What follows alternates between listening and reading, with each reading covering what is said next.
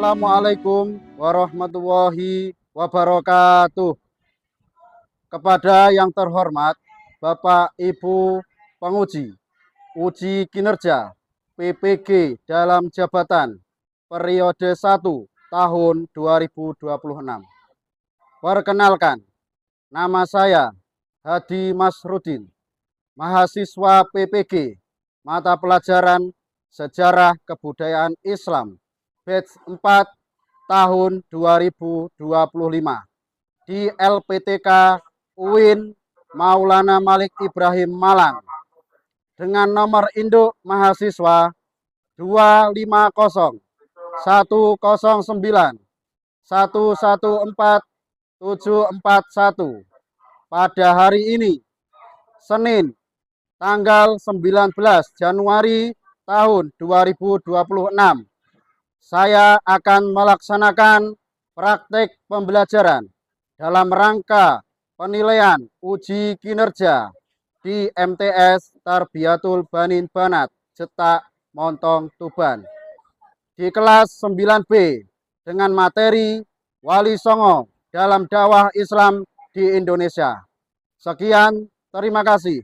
Selamat menyaksikan. Wassalamualaikum warahmatullahi wabarakatuh.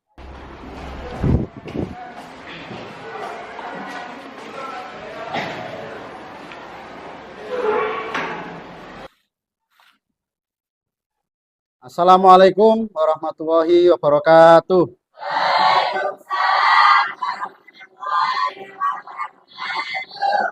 Apa kabar kalian semua?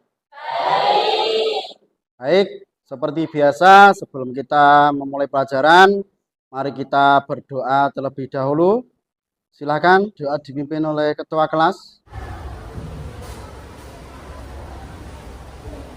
Baik, sebelum memulai pelajaran pada hari ini, alangkah baiknya untuk kita berdoa terlebih dahulu. Berdoa mulai.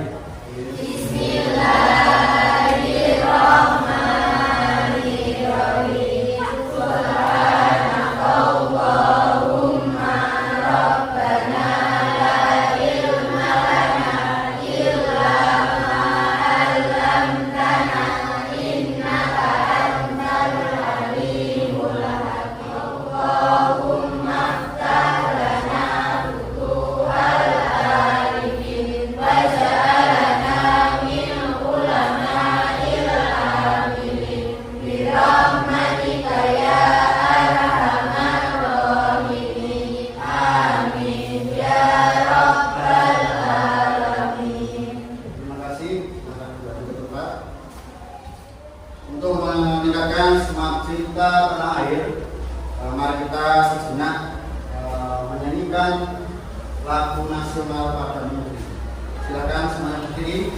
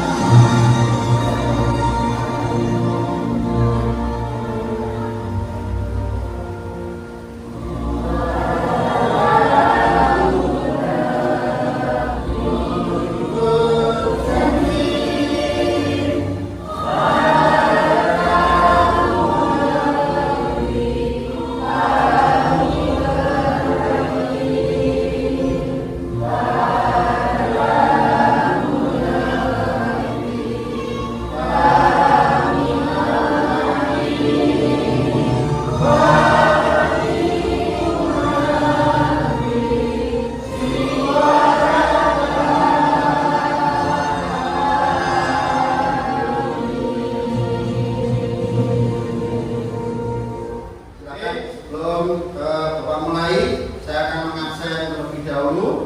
Nanti yang saya panggil angkat tangan ya. April Asifa Rahmati, Ahmad Rafiq, tidak masuk. Anggi Mafira, Aprilia Regiana, tidak masuk. Sojo Ambara, Java Rizky. Agar pagi ini tambah semangat, kelihatannya kok lama sekali. Mari kita ice breaking sebentar agar semangat belajarnya. Oke, siap? Nanti kalau Bapak bilang semangat pagi, kalian jawab pagi. Selanjutnya siap berprestasi, siap. Selanjutnya MTS Tapena bisa, MTS Tapena luar biasa, MTS Tapena bisa luar biasa. Bisa kira-kira? Bisa. Kita coba. Semangat pagi. Siap berprestasi? Siap. MTS Tapena? Bisa. MTS Tapena? Luar biasa. MTS Tapena? Bisa. Luar biasa.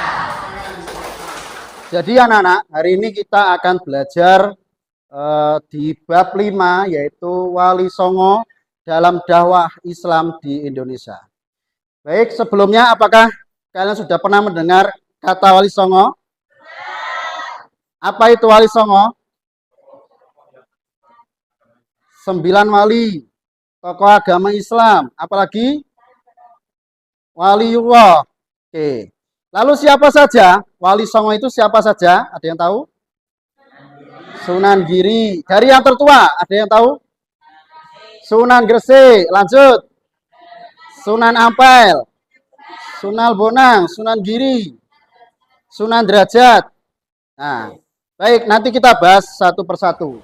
Baik, anak-anak, sebelum kita bahas lebih lanjut, mari kita simak video musafir Wali Songo berikut ini. Hey, pernah nggak sih kalian kepikiran, kok bisa ya mayoritas masyarakat di Jawa itu beragama Islam? Jawabannya ada di balik kisah epik para Wali Songo. Mereka adalah tokoh-tokoh keren yang menyebarkan Islam dengan cara yang gak biasa. Yuk, kita bahas bareng.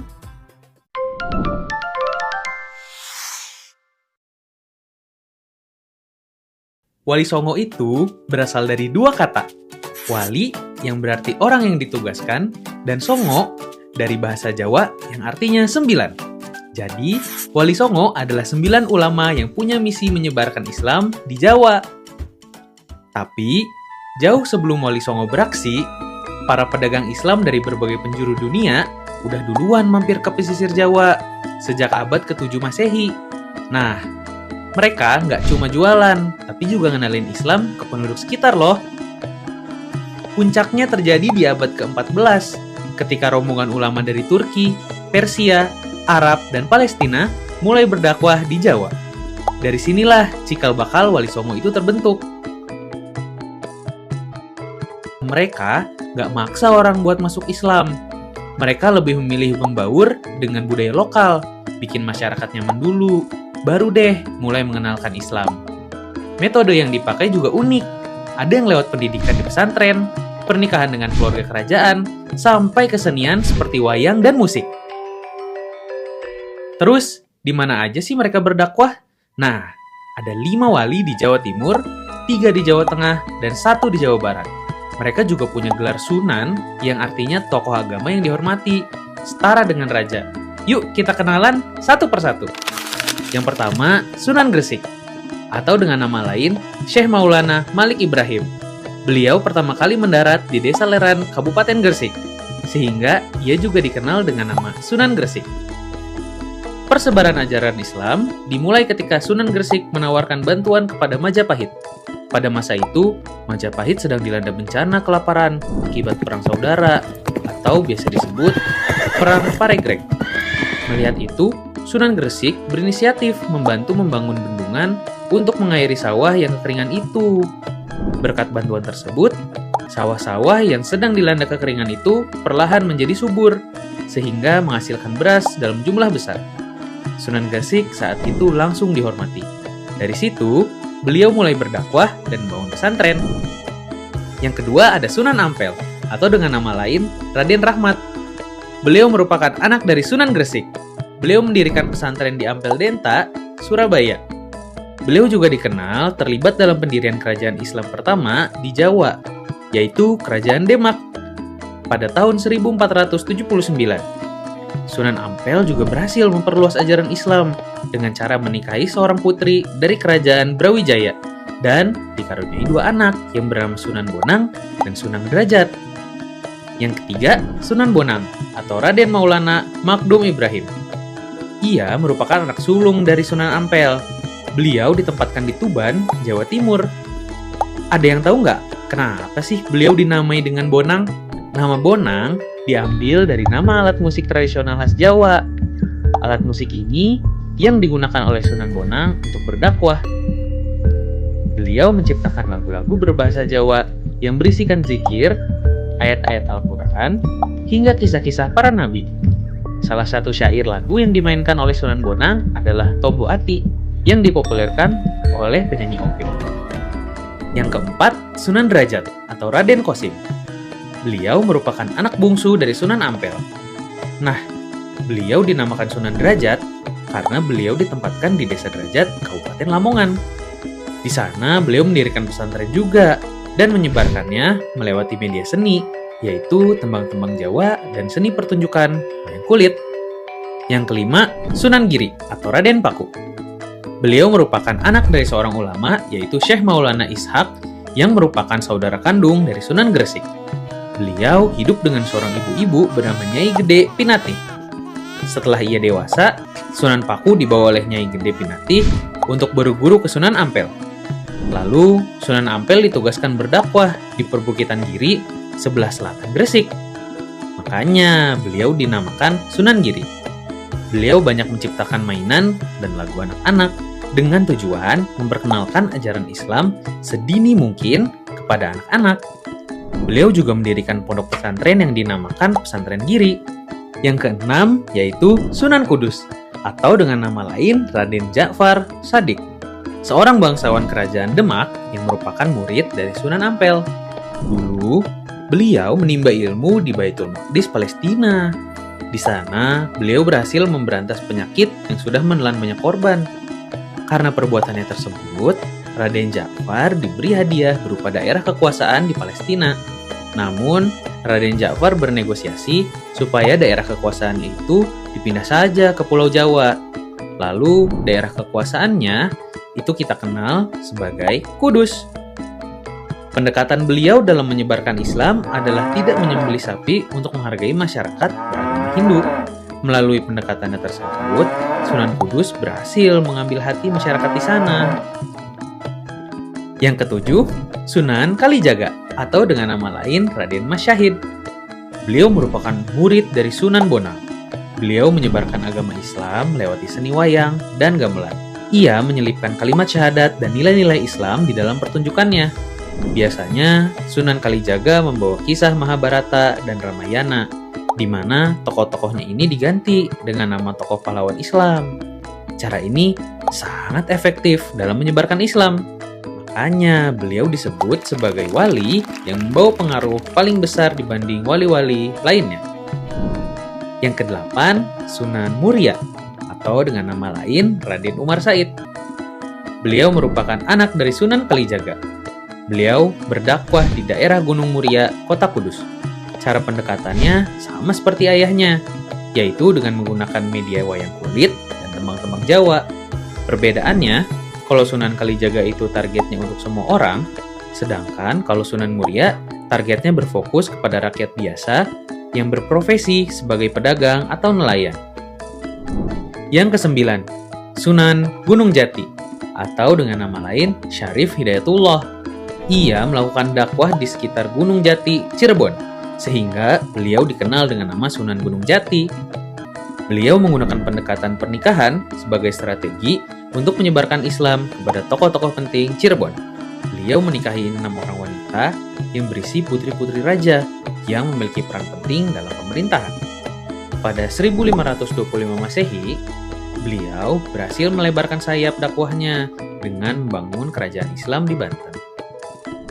Jadi, berkat perjuangan Wali Songo yang kreatif dan penuh toleransi, Islam bisa menyebar luas di Pulau Jawa. Mereka adalah bukti kalau dakwah bisa dilakukan dengan cara yang damai dan menyenangkan. Kalau nggak ada mereka, mungkin sejarah kita bakal beda banget ya. Gimana? Seru banget kan kisahnya? Selanjutnya, setelah kalian melihat video epic kisah Wali Songo tadi, sekarang Bapak mau bertanya, Mengapa Islam dapat diterima dengan damai di Indonesia? Ada yang jawab? Oke, silakan. Ini. Karena penyebaran yang santun tanpa paksaan dan mudah beradaptasi dengan budaya lokal dengan ajaran yang sederhana, tidak mengenal kasta serta ibadah yang tidak rumit, didukung oleh para ulama yang bijak menggunakan media lokal seperti seni, wayang, gamelan, dan perdagangan. Oke, terima kasih. Kita membahas lebih lanjut. Bapak akan menjelaskan tujuan pembelajaran pada bab ini. Jadi, setelah mengikuti pembelajaran, kalian diharapkan mampu menjelaskan nilai-nilai positif dari perjuangan Wali Songo dalam mensiarkan Islam. Yang kedua, siswa dapat menjelaskan biografi Wali Songo.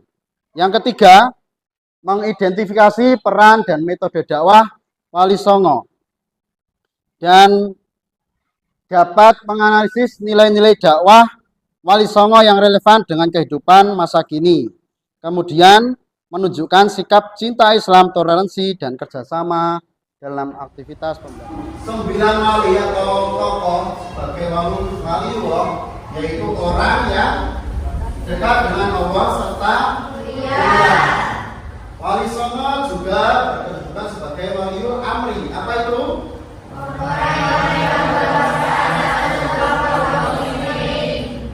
Jadi Wali Songo adalah waliullah, kekasih Allah. Kemudian gelar sunan atau sesuhunan berasal dari kata suhun, kesuhun, sinuhun dalam bahasa Jawa kuno yang berarti menghormati. Kemudian wali yang dimaksud adalah waliullah yang mempunyai makna orang yang mencintai dan dicintai Allah. Jadi wali itu adalah kekasih Allah atau orang yang dicintai Allah yang menyebarkan agama biografi dan metode dakwah Wali Songo. Nah, jadi Wali Songo itu adalah 9 wali. Nomor 1 Sunan Gresik, nomor 2 Sunan Ampel, nomor 3 Sunan Bonang, Sunan Giri, Sunan Kudus, Sunan Gunung Jati, Sunan Kalijogo, Sunan Muria, dan Sunan Derajat. Ini adalah nama-nama 9 wali. Yang pertama kita bahas satu persatu, mulai dari Sunan Gresik. Ya. Biografi Sunan Gresik, beliau dikenal dengan panggilan, siapa yang tahu? Sunan Gresik, Maulana Malik Ibrahim.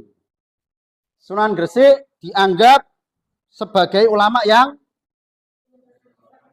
yang pertama atau sunan atau wali yang tertua. Jadi yang tertua itu adalah Sunan Gresik. Kemudian metode dakwah beliau menggunakan dakwahnya yang moderat, santun, dan tanpa paksaan. Itu metode beliau dari Sunan Gresik. Kemudian selanjutnya Sunan Ampel. Ada yang tahu makamnya di mana? Di mana? Sunan Ampel makamnya di mana? Surabaya. Pernah ziarah ke sana? Pernah. Baik. Sunan Ampel bernama asli Raden Rahmat, keturunan ke-22 dari Nabi Muhammad SAW. Menurut riwayatnya, ia adalah putra Ibrahim Zainuddin Al-Akbar dan seorang putri Cempo yang bernama Dewi Condrowulan Putri Raja Cempo, terakhir dari dinasti. Metode dakwah beliau Sunan Ampel yang terkenal dengan strategi memulai dari perbaikan moral. Moral itu pada waktu itu kondisi wilayah Sunan Ampel kondisi moralnya kurang baik sehingga beliau membuat atau menggunakan dakwah yang terkenal dengan falsafah moh limo.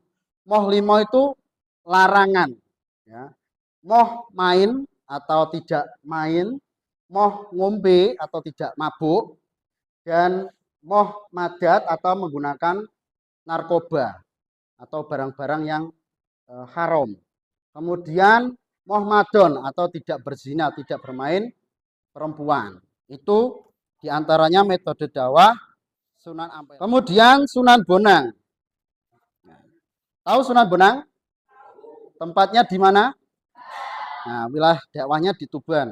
Sunan Bonang yang memiliki nama asli siapa? Ada yang tahu? Raden Maulana Mahdum Ibrahim. Nah, beliau adalah salah satu tokoh Wali Songo yang paling menonjol dalam bidang seni dan sastra. Beliau dikenal sebagai intelektual yang mampu memadukan kedalaman ilmu tasawuf dengan keindahan budaya lokal. Dakwah yang beliau lakukan yaitu menggunakan media wayang dan musik gamelan. Nah, ini dia, ya, wayang dan gamelan.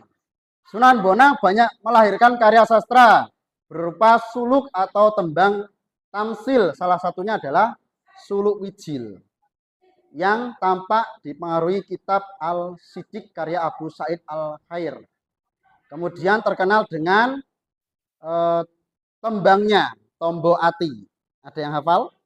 Tombo Ati. Nah, itu adalah syair-syair atau tembang karya Mbah Sunan Bonang. Sunan Giri. Ia lahir di Blambangan, nama dari daerah Banyuwangi. Blambangan itu Banyuwangi, ya. Tahun 1442.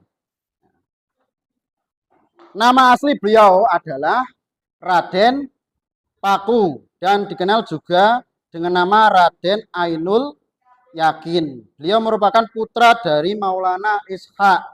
Beliau berdakwah di daerah Giri dan sekitarnya. Dakwah Sunan Giri yang pertama menggunakan jalur pendidikan. Beliau mendirikan pondok pesantren. Yang kedua, seni dan permainan anak. Yang ketiga, pendekatan kultural atau wayang. Dan yang keempat, jalur politik dan tata negara. Kelihatannya sudah ngantuk nih. Oke, es breaking sebentar. Kalau saya bilang tepuk satu, nah, tepuk satu, itu. Tepuk dua, bisa. Tepuk tiga, nah, tepuk empat, nah, atas, kiri, kanan, bawah. Bisa? Oke. Tepuk satu, tepuk dua, tepuk tiga, tepuk empat. Oke, tepuk tangan kita semua. Derajat lahir di Ampel pada tahun 1407 dengan nama asli Raden Qasim atau Syarifuddin. Sunan Derajat merupakan adik Sunan Bonang. Jadi adik Sunan Bonang. Kemudian dikenal sebagai tokoh yang mengedepankan dakwah Islam melalui pendidikan, budi pekerti bagi masyarakat, ya, dengan metode dakwah humanis dan peduli sosial. Nah, ini salah satu metode dakwah Sunan Derajat, menggunakan gamelan, dakwah bil hikmah. Artinya Sunan Derajat ini memperkenalkan Islam melalui konsep dakwah bil hikmah dengan cara bijak, tanpa memaksa dalam menyampaikan ajarannya, ya, tanpa memaksa. Kemudian ajaran pokok Sunan Derajat, catur piwulung. Catur itu ada berapa? Empat. Di antaranya paring teken marang kang klunyon atau marang kang wuto. Nah, ini. Yang kedua, paring pangan marang kang kaliren. Berilah makan seorang yang kelaparan. Paring sandang marang kang kawudan. Berilah pakaian nah, kepada orang yang tidak mempunyai pakaian. Nah, paring payung kang kodanan. Nah, kodanan itu berilah payung orang yang kehujanan. Ini salah satu metode dakwah Sunan Derajat. Sunan Kalijaga. Nah, ini yang muda, sunan yang muda di antara sunan-sunan yang lain. Beliau adalah nama asli Raden Mas Syahid atau Raden Syahid, putra dari Tumenggung Wilwatikta yang menjadi Bupati Tuban pada waktu itu. Adapun ibunya bernama Nawangrum. Nah, Sunan Kalijaga ini menggunakan metode diantaranya wayang kulit, tembang sastra, lir ilir. Ada yang hafal? Tandure wong sumilir. Nah, itu semua memiliki makna. Sekarang Sunan Kudus yang terkenal dengan Menara Kudus. Elgis pernah ke sana? Boten. Nah, besok diagendakan ke sana bareng-bareng. Oke, Sunan Kudus nama aslinya ada yang tahu? Ja'far Shadiq. Nama ini diambil dari nama seorang tokoh ulama besar keturunan Nabi Muhammad Shallallahu Alaihi Wasallam. Di Madinah, keluarga beliau adalah putra dari Sunan Mudung atau Raden Usman Haji dan Syarif Ruhil. Ayahnya adalah Panglima Perang Kesultanan Demak. Ini. Kemudian gelar beliau sebagai waliul ilmi. Kenapa kok dijuluki sebagai waliul ilmi? Karena orang yang memiliki ilmu luas. Ya, betul. Kemudian jabatan selain menjadi pendakwah, beliau pernah menjabat sebagai Panglima Perang atau Senopati Kesultanan Demak dan Hakim Agung Kerajaan. Sunan Muria. Beliau dikenal dengan nama Sunan Muria karena pusat kegiatan dakwahnya dan makamnya terletak di Gunung Muria, 18 km di sebelah utara kota Kudus. Beliau adalah putra dari Sunan Kalijogo. Sunan Kalijogo memiliki putra Sunan Muria. Nama aslinya siapa? Raden Umar Said. Metode dakwah beliau dengan menyebarkan agama Islam di kalangan para pedagang, nelayan, dan rakyat jelata. Beliau adalah satu-satunya wali yang mempertahankan kesenian gamelan dan wayang sebagai alat dakwah dan beliau pula lah yang menciptakan tembang sinom dan kinanti. Beliau banyak mengisi tradisi Jawa dengan nuansa Islami seperti nelung dino, mitung dino, ngatus dino. Maksudnya apa? Tradisi yang sampai saat ini masih kental di lingkungan kita. Kalau ada orang yang meninggal itu kan di telung dinoni, nah, termasuk Mbah Sunan Muria ini sampai sekarang. Nelong dinoni 3 harinya, terus mitung dinoni sampai 100 hari dan sampai 1000 harinya. Sekarang Sunan Gunung Jati. Nama asli Syarif Hidayatullah. Nama aslinya Syarif Hidayatullah. Dialah pendiri dinasti Raja-Raja Cirebon. Nah, area dakwahnya di Cirebon. Dan kemudian juga di Banten. Sunan Gunung Jati adalah cucu Raja Pajajaran atau Prabu Siliwangi. Kemudian beliau menimba ilmu agama di Timur Tengah, di Makkah dan di Baghdad, serta Gujarat dan Pasai sebelum akhirnya datang ke tanah Jawa. Beliau menimba ilmu di Timur Tengah. Beliau wafat pada tahun 1568 Masehi dalam usia yang sangat sepuh, diperkirakan sekitar 120 tahunan. Nah, supaya tidak tegang, mari kita rileks sebentar. Kita nyanyi sebentar biar tidak ngantuk. Oke?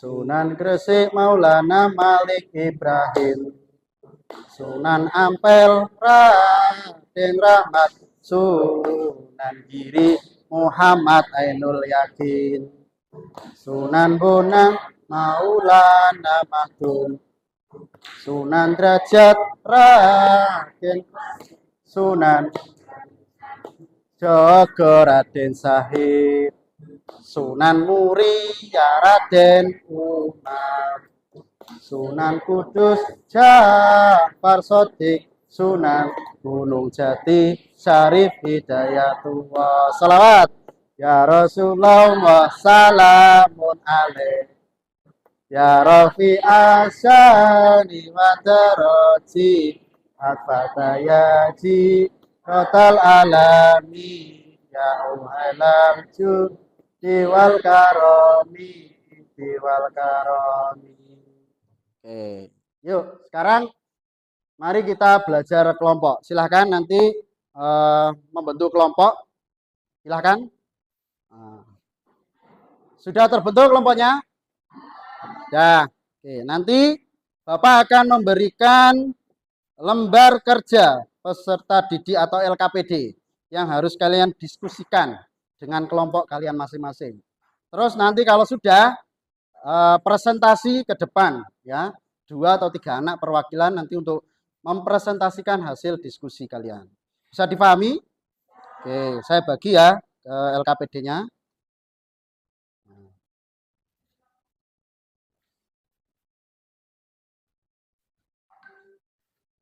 Oke, silakan bisa dikerjakan mulai sekarang.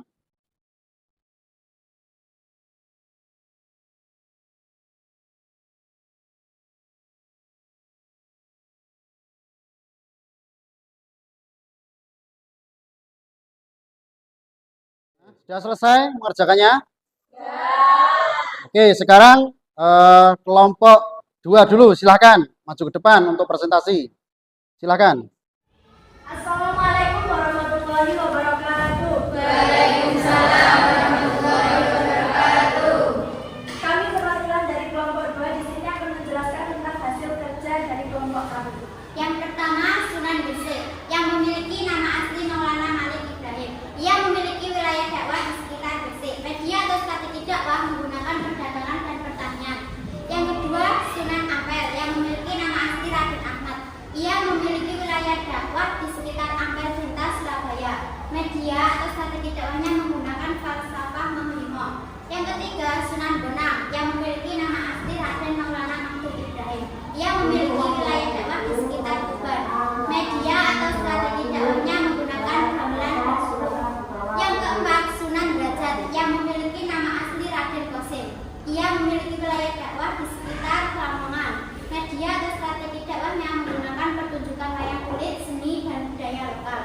Yang kelima, Sunan Kudus yang memiliki nama asli Ja'far Shadiq. Ia memiliki wilayah dakwah di sekitar Kudus. Media atau strategi dakwahnya menggunakan menghormati tradisi lokal. Yang keenam, Sunan Giri yang memiliki nama asli Raden Paku. Ia memiliki wilayah dakwah di sekitar daerah Giri dan sekitarnya. Media atau strategi dakwahnya menggunakan jalur pendidikan pesantren, seni dan permainan anak pendekatan kultural. Yang ketujuh, Sunan Kalijogo yang memiliki nama asli Raden Mas Zahid. Ia memiliki wilayah dakwah di sekitar Demak atau Padilangu. Media atau strategi dakwahnya menggunakan pertunjukan wayang kulit, tembang, dasastra, arsitektur, dan tata ruang. Selanjutnya adalah analisis budaya. Mengapa Sunan Kalijogo memilih menggunakan wayang dan gamelan sebagai sarana dakwah? Apa keuntungannya dibandingkan dengan metode ceramah biasa pada masa itu? Sunan Kalijogo memilih menggunakan wayang dan gamelan sebagai sarana dakwah karena efektif dalam pendekatan budaya yang sudah mengakar masyarakat Jawa. Nilai toleransi. Perhatikan arsitektur Masjid Menara Kudus. Bagaimana bentuk fisik bangunan tersebut mencerminkan strategi dakwah Sunan Kudus dalam menjaga kerukunan umat beragama. Yaitu bentuk fisik bangunan Masjid Menara Kudus mencerminkan strategi dakwah Sunan Kudus dan menjaga kerukunan umat beragama dengan mengadopsi arsitektur lokal Hindu Jawa. Hal ini membantu masyarakat Hindu Jawa merasakan nyaman dan tidak terasingkan dengan kehadiran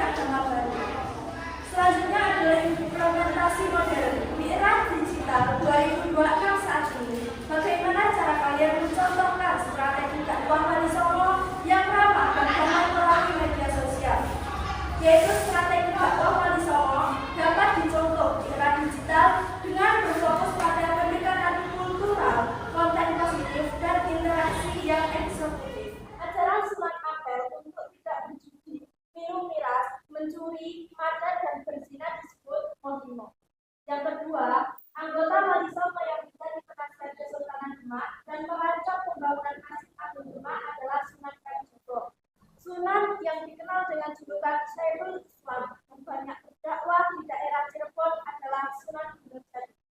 Kesimpulannya adalah, setelah mempelajari materi Wali Songo, hal paling penting yang saya pelajari tentang cara menyebarkan kebaikan adalah dengan pendekatan damai dan bijaksana serta melalui akulturasi budaya lokal tanpa paksaan dan toleran.